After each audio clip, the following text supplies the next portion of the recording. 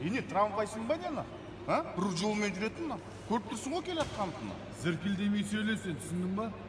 Жүрші далағана. Жүр. Просто мына жақта машиналар көп екен. Жүрші мына жақта.